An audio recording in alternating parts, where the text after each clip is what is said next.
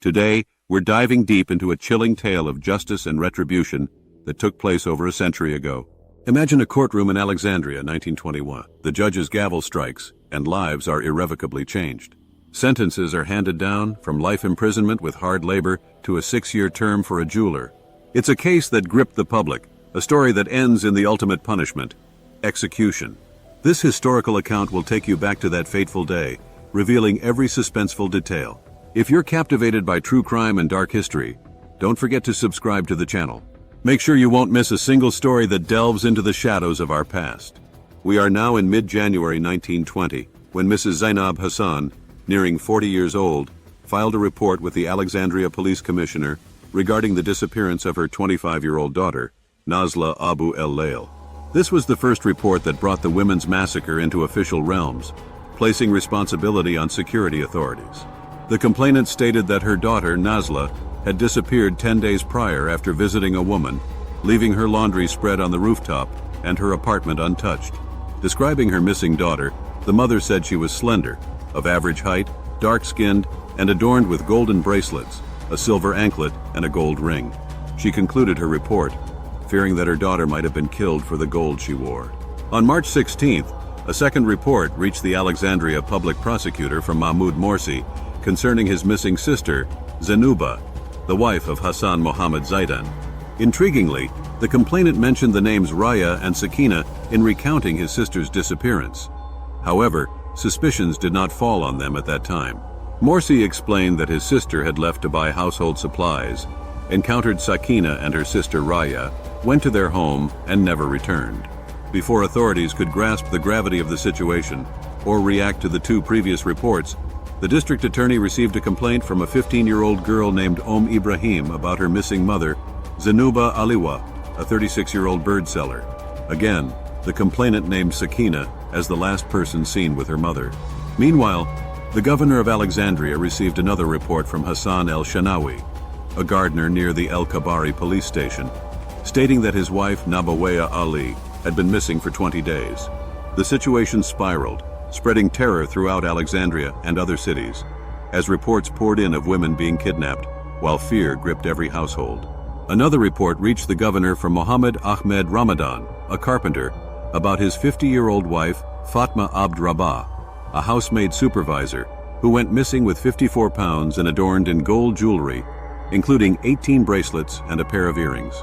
The man described his wife as wheat-skinned, tall, with a right eye impairment, earning her the nickname Fatma the Blind. She wore a black Korisha shawl, a navy dress, and sandals on her feet. Then came a report of the disappearance of a 13-year-old girl named Kanua Abdel Maged, and another from a Syrian merchant named Kawaga Wadi Gerges, about his 12-year-old maid, Lulu Mersai, who had gone to the market and never returned. The complaints did not cease, and the fear of a women's abduction gang was on everyone's lips. Another report mentioned the disappearance of Salima Ibrahim El-Fiki, a kerosene vendor living alone in El Laban Alley.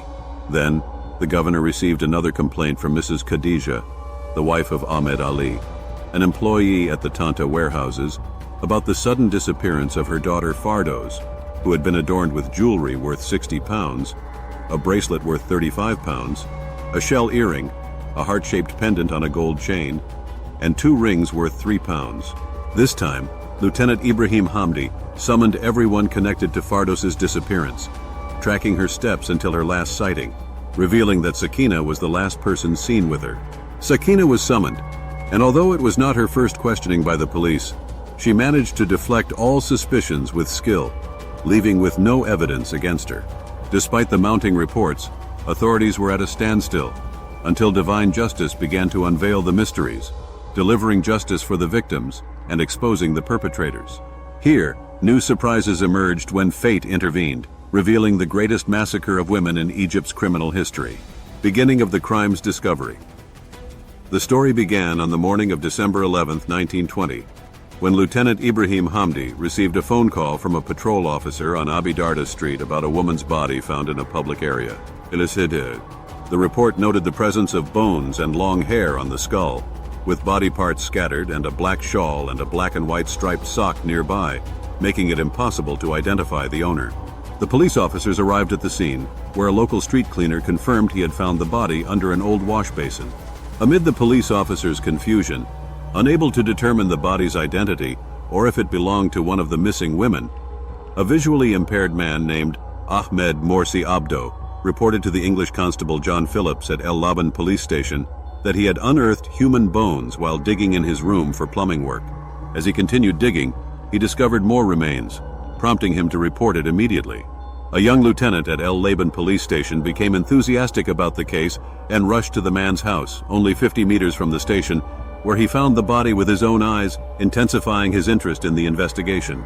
His inquiries revealed that the house where the remains were found had been rented by a man named Mohammed Ahmed El Samani, who sublet rooms to others, including Sakina, Ali Saleh, and Mohammed Shakira.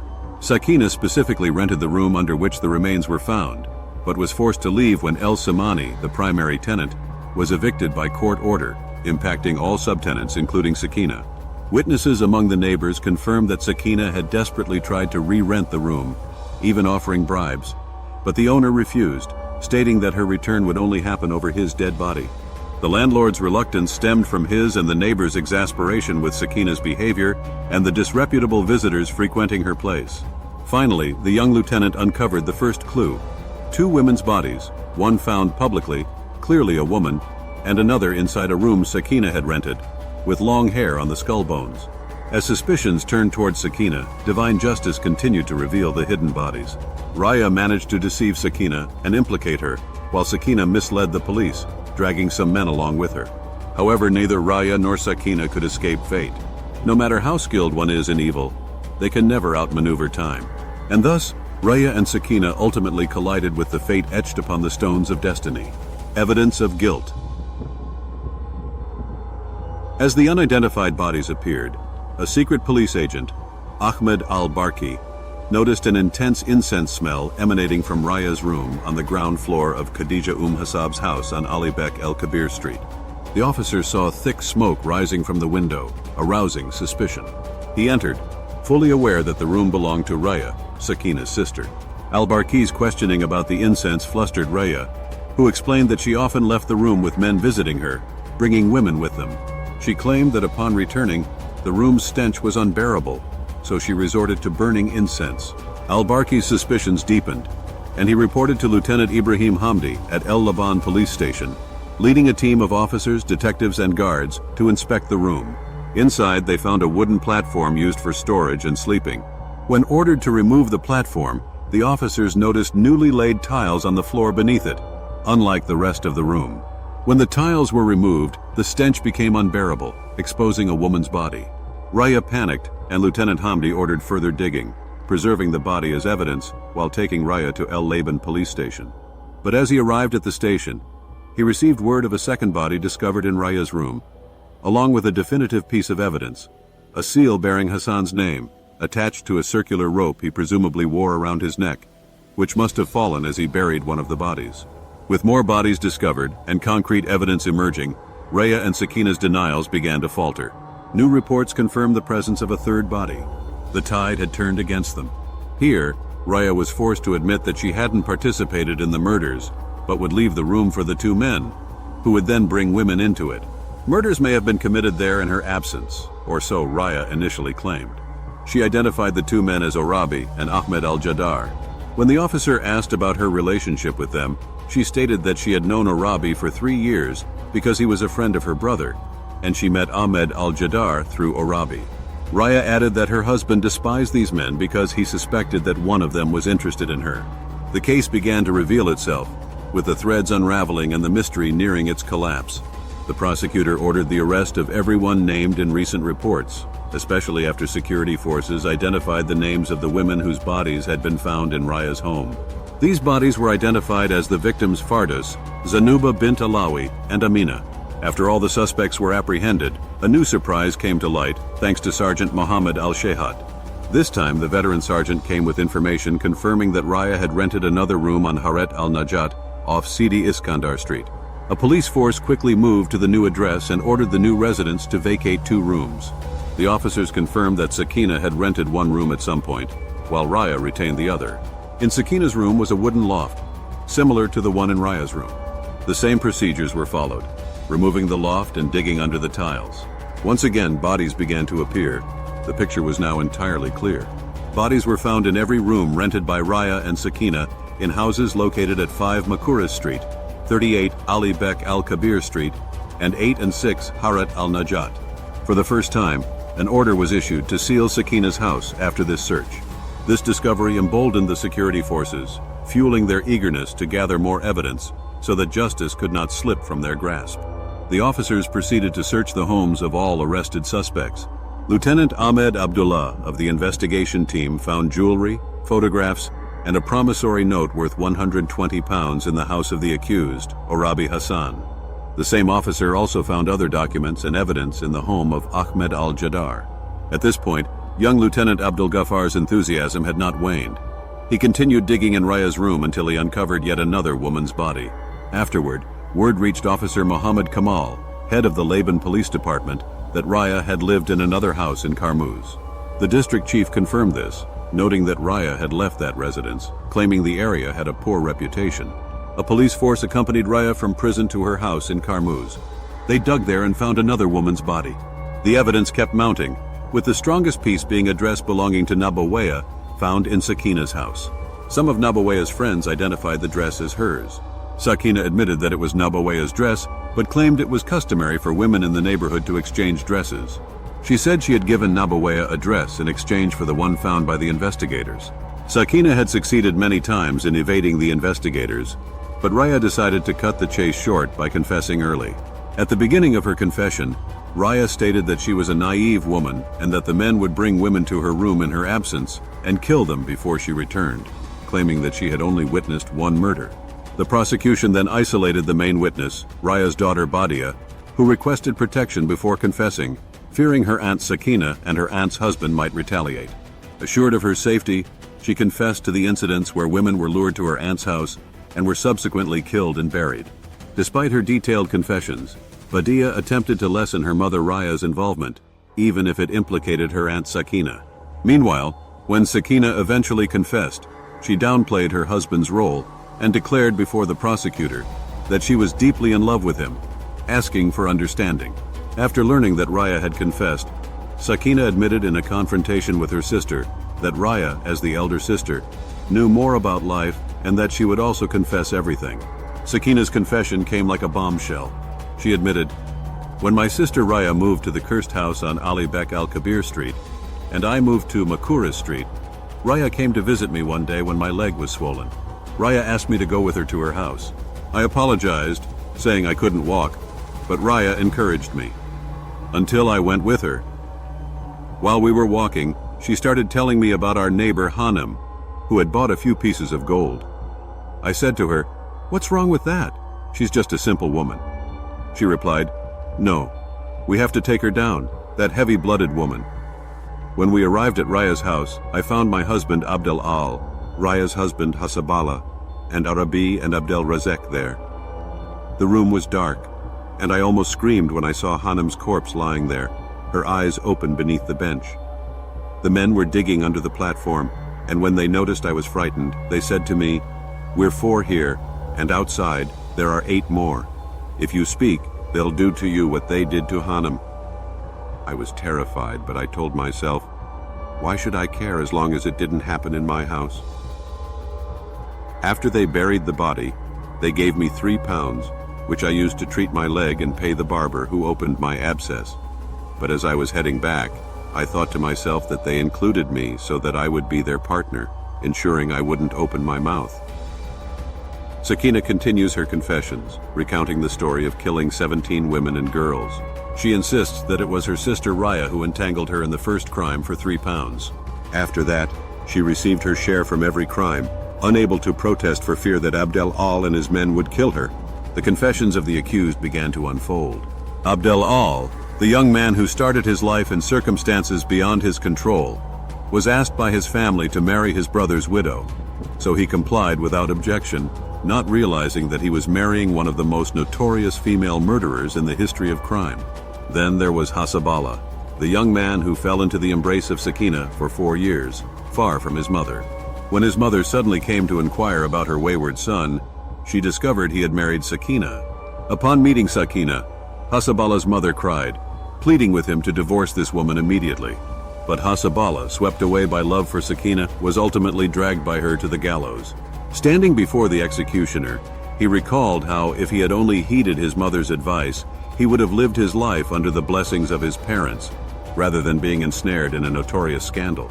Behind each accused, there was a story, and behind each victim, a tragedy. The prosecution seized all details, allowing the chief prosecutor to deliver a remarkable plea during the trial session held on May 10, 1921.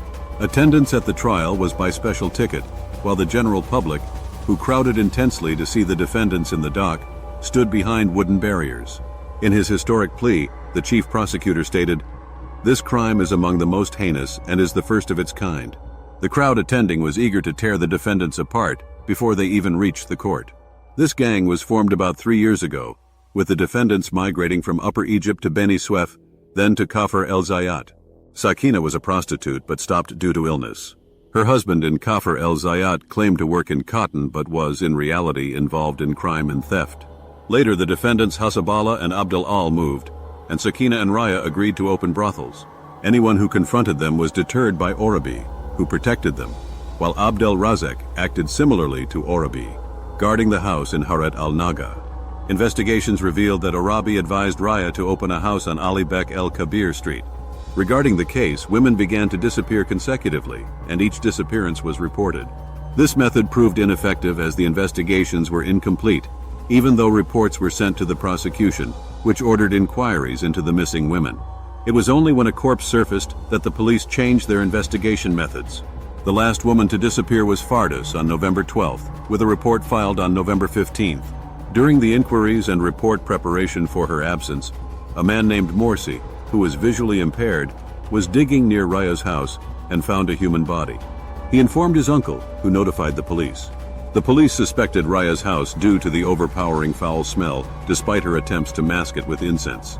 When the police raided the house and questioned Raya, her first words were that Orabi Hassan was the killer. She directed them to the bodies, and 3 corpses were found. Raya accused Ahmed al-Jadar, claiming that Adila lured women to the house. However, this was disproven, as Adila had only visited Raya's house once, making the accusation unfounded. Sakina also confessed, more openly than Raya. When Hasabala and Abdul Al were brought forward, Raya and Sakina said, "We have confessed," leading both men to make unblemished confessions. When the chief prosecutor began to address the defendant, Amina, the daughter of Mansour, she declared, "I am innocent." Sakina shouted from within the defendant's cage, "How can you be innocent with a body buried in your house? You started everything from the beginning." The chief prosecutor intensified the drama of his plea, stating, "The prosecution requests the death penalty for the first 7 defendants, including the 2 women, Raya and Sakina, as the reasons previously preventing the execution of women no longer apply. Execution now takes place outside the prison. Execution now takes place within the prison. The prosecution seeks to sentence the 2nd and 9th defendants to life imprisonment with hard labor, and to sentence the jeweler to 6 years in prison." This is the judgment issued by the court in its public session held at the Alexandria National Court on Monday, May 16, 1921, corresponding to Ramadan 8, 1339. Presiding Judge. Note this case was registered in the appeals docket under number 1937 for the 38th judicial year, and a judgment was rendered by the Court of Cassation, rejecting the appeal on October 30, 1921. The execution was carried out in Alexandria on December 21 and 22, 1921. And so, the story ends with justice taking its course, bringing down the curtain on one of the most gruesome crimes in Egypt's history. Sacrifices were made, the criminals paid the price for their actions, and they left behind a world drowned in sorrow and fear. Between the victims' screams and the pleas of the accused, the Alexandria court drew the final curtain on a bloody tale that drained minds and struck terror in the hearts of the public. At the end of this tragic chapter in the history of crime, the case reminds us that justice may be delayed, but it is never forgotten. Every silenced voice amidst the events and every hope extinguished within walls of darkness serve as a warning to remain vigilant and cautious, leaving a legacy of a story that will be passed down through generations. If you're captivated by dark stories and bloody history, don't forget to subscribe to the channel. Here we continue exploring the mysterious sides of our past, narrating stories that deserve to be remembered.